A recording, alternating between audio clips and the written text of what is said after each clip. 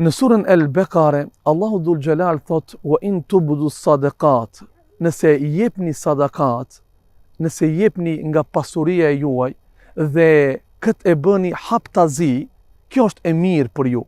Nga se ndonjëherë, kur bëhet një vepër haptazi dhe e shohin të tjerët, mund të jetë arsye që të motivohen edhe të tjerët për ta bërë të njëjtën punë.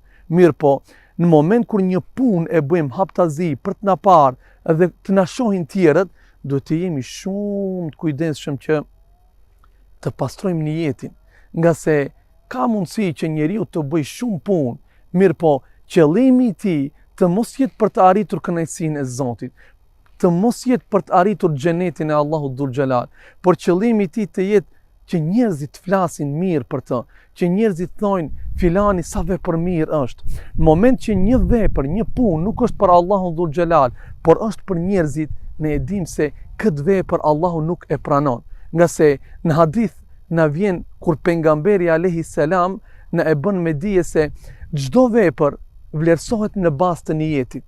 Nëse niyeti është për Allahun Dhul Gjelal, atëherë Allahu këtë punë e pranon inshallah. Por nëse ne bëjmë shumë vepra dhe shumë punë të mira, mirë po, nuk e kemi nijet për të arritur kënaqësinë e Zotit, por që niyeti është për gjëra tjera jashtë arritjes së kënaqësisë së Allahut Dhul Gjelal, kjo vepër nuk pranohet.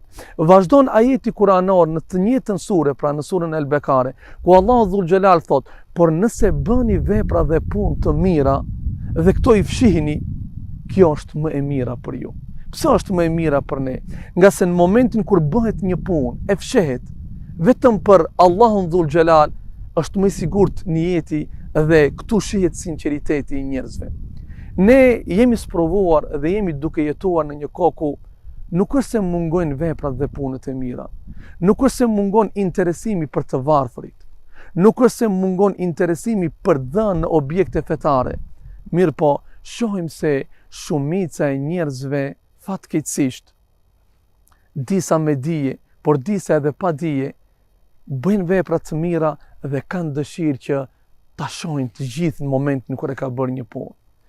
Bëjnë vepra të mira, ju ndihmojnë të varfërve, mirë po, shkojnë deri në atë pikë që ndoshta nuk pajtohen për t'i ndihmuar dikujt, në qoftë se i varfëri nuk pranon për të dalë para mediave ose në kamerë, që ta shohin të gjithë, ose ta shoh e gjithë bota për një ndihmë që ai realisht ka nevojë.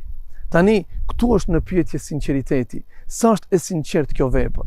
Në qoftë se shohim referencat Kur'anit dhe Sunetit pejgamberit alayhi salam, do të shohim se në shumë vende ne jemi të thirrur që punët të cilat ne i bëjmë t'i mshehim deri në atë pikë sa që i mshehim gjunahet. Në moment që ne mëkatojmë, në moment që ne e shkelim një ligj prej ligjeve të Zotit, në moment që ne bëjmë një gjuna, a do të kishim pasur dëshirë që njerëzit të na shihnin duke e bërë atë vepër? A do të kishim pasur dëshirë që njerëzit të jenë të informuar për një vepër që Allahu nuk e don për që ne e kemi bërë? Padyshim që jo.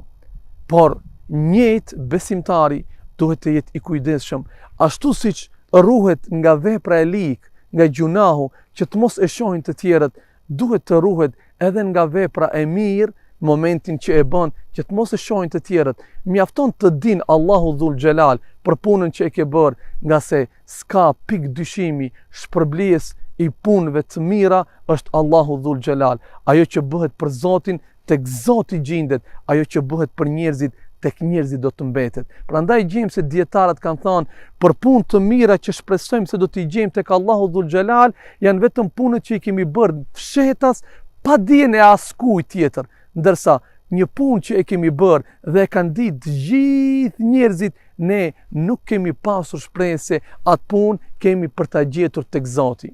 Të nderuar shikues, po që se referohemi tek një hadith i pejgamberit alayhi salam, ku i dashur i Zotit përmend 7 kategori të njerëzve të cilët do të jenë në hijen e arshit të Allahut në një ditë të rëndë për gjithë njerëzimin.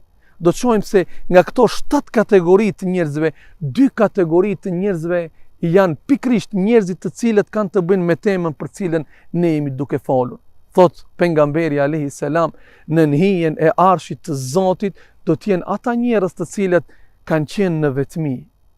Dhe duke qenë në vetmi e kanë përkujtuar Zotin e tyre. Dhe në moment që kanë përkujtuar Zotin kanë lutuar. Në moment që kanë lutuar nuk i ka parë askush. Kanë qenë këta dhe Allahu Dhul Xhelal. Për hir të kësaj vepre, pejgamberi alayhi salam thot, këta njerëz do të jenë në hijen e arshit të Zotit. Pastaj kategoria tjetër, thot pejgamberi alayhi salam, në hijen e arshit të Zotit, në atë ditë të rëndë për të gjithë njerëzimin, do të jenë njerëzit të cilët ju kanë ndihmuar të varfërve, kanë dhënë sadaka. Mirë, po si kanë dhënë sadaka, cila ka qenë forma e dhënies së sadakas, vazhdon dhe na tregon pejgamberi alayhis salam, kur kanë dhënë me dorën e gjathë të tyre, nuk i ka parë e majta e tyre. Pse? Sepse këta janë munduar që veprën dhe punën që e bëjnë, ta bëjnë për hir të Zotit dhe mos ta din askush tjetër. Ata të cilët ishin afër pejgamberit alayhis salam dhe mësuan direkt nga medreseja e pejgamberit alayhis salam, po t'i shohim në këtë pikë, me të vërtet kanë qenë shumë të kujdesshëm. Dhe historia islam është e mbushur me shembuj të cilët neve sinqerisht na lënë me gojën hapur, se sa janë munduar sahabët që t'i fshehin punët e tyre. Për shembull, prej tyre vlen të përmendet Ebu Bekri radiallahu an, shok i afërt i pejgamberit alayhis salam.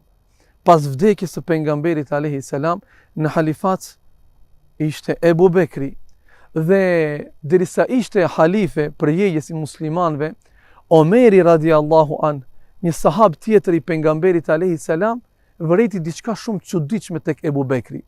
Pas çdo namazit sabahut, Ebu Bekri dilte nga xhamia dhe shkonte në një shtëpi. Dhe Omeri u bë kurioz që ta shohë se çfarë bën Ebu Bekri. Dhe e ndoqi pas fshehtas, derisa e pa se Ebu Bekri shkoi tek një shtëpi e vjetër, hyri brenda, qëndroi për disa minuta dhe doli jashtë.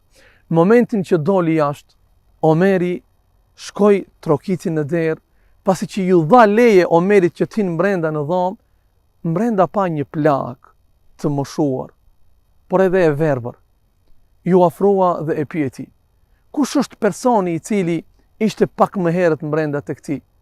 Ajo tha, Allahu e shpërbleft, nuk e di kush është, mirë po, pas çdo mëngjesi, ajo vjen në shtëpinë tonë, përgadit gjërat që na duhen brenda ditës ushqimore, pastron fshin dhe del.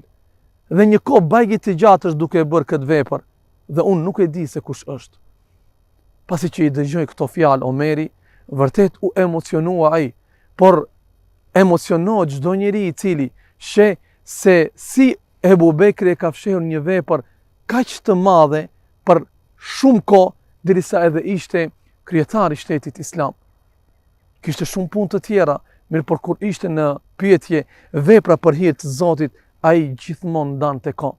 Dhe më pas, kur doli nga shtëpia, Omeri tha, o Ebu Bekër, në vetvete, i ke rënduar shumë halifet tjera që do të vinë pas teje, me këtë vepër dhe me jetën që e ke bërë. Mirë po, edhe Omeri në kohën kur ishte halifi i muslimanëve, edhe ai punët që i bënte i fshehte shumë. Tregon një rast Othmani radiallahu an, ishte thot kohë dreke, dhe zakonisht në drek është vap shumë e madhe në Mekë dhe në Medinë.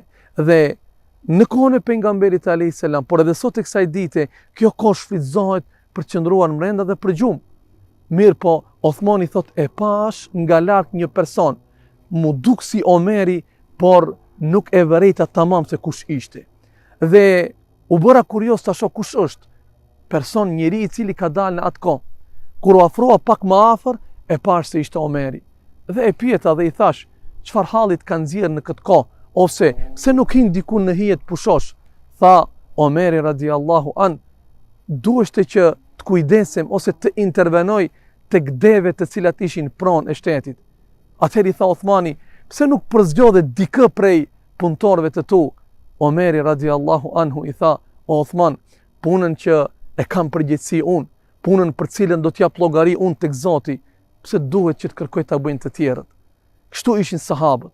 Po të shohim nipin e Aliut radiallahu anhu, në momentin që vdiq ai që e pastroi trupin e tij, vëreti se në krahun e tij, në shpatullën e tij, kishte një shenjë e cila ishte si punë lëndimi. Dhe ata nuk arritën të kuptojnë se kush dhe si ishte lënduar nipi i Aliut radiallahu an. Mirë po, u kuptua shumë shpejt dhe e dini se kush e vëreti se cila ishte shenja në trupin e nipit të Aliut radiallahu an.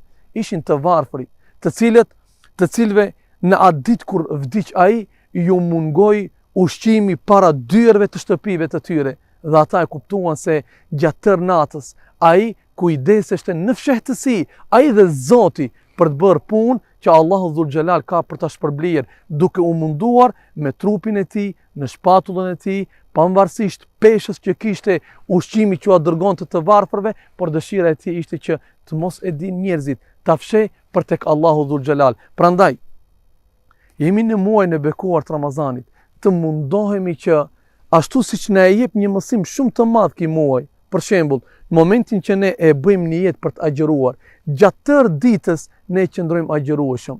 A kemi mundësi brenda ditës që ne të fshihemi dikun dhe të prishim agjërimin ton, kur nuk na sheh askush? Po mund ta bëjmë. Pse nuk e bëjmë? Sepse e dim që na sheh Zoti. Ashtu siç ne e dim se na sheh Zoti, dhe pse mundemi fshehtazi të ham dhe të pim, por nuk e bëjmë, të mundohemi që nga ky muaj të marrim vendim në jetën tonë, çdo vepër, çdo punë që e bëjmë, nëse fillimisht e pastrojmë niyetin të jetë për Allahun Dhul Xhelal, duke ditë fort mirë se vetëm puna me niyet pastër pranohet tek Allahu Dhul Xhelal, të mos tolerojmë që punët tona të shfaqim para të tjerëve dhe të jemi të varur nga lëvdatat e njerëzve të cilët neve mund të na i bëjnë dhe mund të flasin pas shpinës tonë. Nëse veprojmë këtë mënyrë, subhanallah, mund krejt jeta jonë të na shkojë, të lodhemi, mirë po mos përfitojmë asnjë gjë tek Allahu Dhul Xhelal. Lutim Allahu Dhul Xhelal që Allahu të shtoj dashurinë e veprave dhe punëve të mira në zemrat tona. Të na mundsoj që gjithë jetën tonë ta kalojmë aty ku Allahu kërkon nga ne për ta kaluar, dhe çdo vepër, çdo punë që e bëjmë, para se të fillojmë për ta bërë, ta pastrojmë niyetin dhe të mundohemi që të jetë vetëm mes nesh dhe Allahut Dhul Xhelal.